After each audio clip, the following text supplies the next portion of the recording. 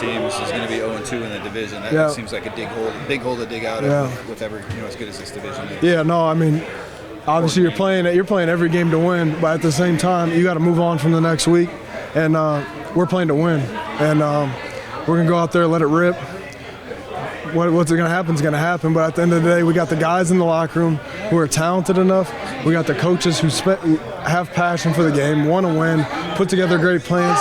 It's on the players to go out and do it, and I feel like that's where you can kind of start with that and let whatever happens going to happen. I mean, it's the same formula we've had the past at least 2 years that I've been here, going into my third year.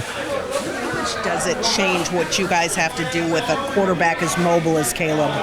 Yeah, he's talented. He can get out of the pocket, do some stuff. So, we just got to keep him contained, do our job, and again, the back end. We got to do our job as well to keep him from going to his first read and making him get a little bit scrambly, and then the D line. Then that's their job to keep him in. So, what is the biggest challenge? Like not knowing when he's going to take off, or even the fact like if he takes off? For me, just the extension of a play. You got to cover a little bit longer. Your receiver might run his route and then just make something up as he scrambles. So, just being able to be good in coverage if that happens. But the D-line is going to be a good week. So, do the reps that you guys banked against him last year serve you at all on Sunday, or is in a different offense are those reps kind of meaningless now?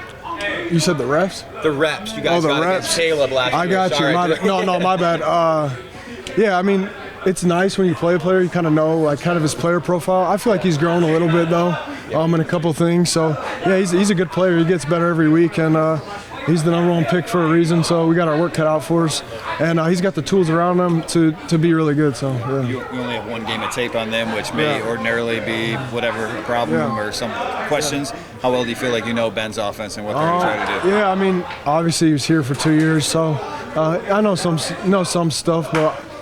Just asking around, just hearing what other guys' opinions are on things, especially on the offensive side, who's worked with them.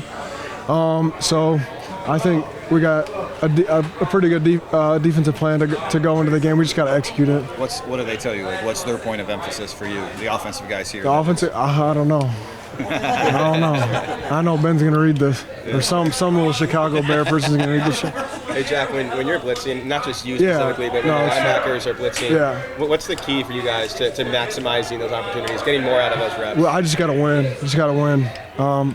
I've been poor, and I just need to improve on that. And whether it's just my angle, how I come in, some pre-snap stuff I can improve on. So.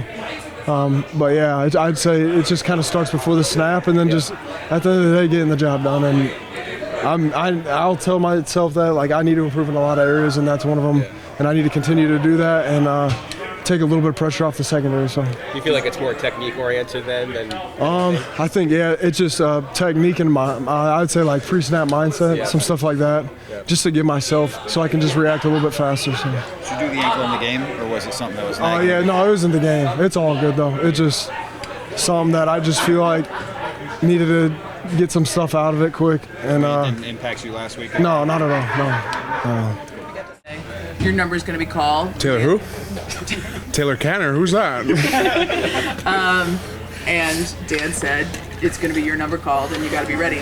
How do you feel about that opportunity in front of you? I'm totally ready. I mean, Taylor Decker, hell of a player. He's a mentor to me, but I've told myself this countless times. I've told people this too. If I ever hear my number 59 called, best believe that I'll grab every moment of it, and I'll give it my all. And that's it. Seize the opportunity, right? So. How have you reflected on last week and what you were able to put on tape and process that in order to prepare for more? Yeah, just practicing, this whole week. I was the starting left tackle this whole week, running with the ones. I felt good. I felt comfortable. Last week I was told, prepare to be the swing guy, going into Green Bay. And, to me it was like, okay, whatever it is you guys want me to do, I'll do it. And this week, if Taylor goes, praying that he doesn't, but if something happens to Taylor, I'll be right there ready to go, it's exciting. So yeah. How much more do you feel prepared for this moment than you did either last year or maybe even at the start of training camp this year? Oh, I'm totally prepared, and that's a huge thank you to Steve and Hank. I've worked countlessly with them before practice, even after practice. And Steve told me after practice today that he thought I had, probably one of my best weeks of practice. And, I told him, because I'm ready, right? I told him, like, if my number's ever called on, like, you guys don't need to stress. Like, trust me, like, this everything I've prayed for. And, if my number's called, I'm going to go in there and you guys will see. Yeah. When do you expect to know, Gio? Is that going to be a decision that's made Sunday? Could it be made sooner? Or do you have an idea of when you might know if it is your start to week? No idea, but I'll tell you this. I go into every game like I'm prepared to play. So my mentality is I'm playing. So, even if he's up, these things, you sometimes you don't even know till game time, right? Till kickoff, all of a sudden you hear he's down. So in my head right now is that I'm playing. So until I'm hurt otherwise, that's just the way I approach it. So yeah. As you've developed and grown into this opportunity here, is there anything you've added to, you think, your game day routine that helps you lock into that even further? Yeah, coming into the league, these vets have taken me under their wing, and I kind of just pick everything they do before games, like Decker, like the way he takes care of his body before games, doing hot and cold contrasts. I look at Panay, the way he locks in mentally, he does a lot of mental stuff, and that helps me a lot. And, just going out earlier, getting a feel of the field, just warming up yourself before you even get to warm up with your coaches. Stuff like that I took from all the vets.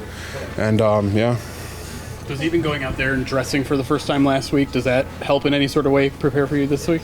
Yeah, I really wasn't thinking about it because, I'm just so locked in that I'm just like, like this is everything, I expected this to happen one day, but I guess like at the start of the game before, like Steve kind of came up to me, our assistant line coach, and he was like, like this is everything you hope for, you dressing for an NFL team, and like you're wearing the jersey on the sideline. I guess it didn't hit me, coming from where I came from, my story, like if my journey, like you wouldn't believe, someone in my shoes would eventually be dressing, for the Detroit Lions on the sideline in Lambeau, Green Bay, one of the most historic fields in the NFL, and playing against one of the most historic teams. So I did kind of have to pinch myself at first, but when I took this thing seriously, I expected it, so I just gotta keep grinding, keep going. So yeah. Will you wake up nervous at all on Sunday? How do you expect to feel?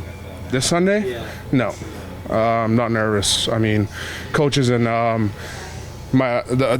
coaches and the players we've invested into practice. We've prepared, like we're ready to face who we're gonna face.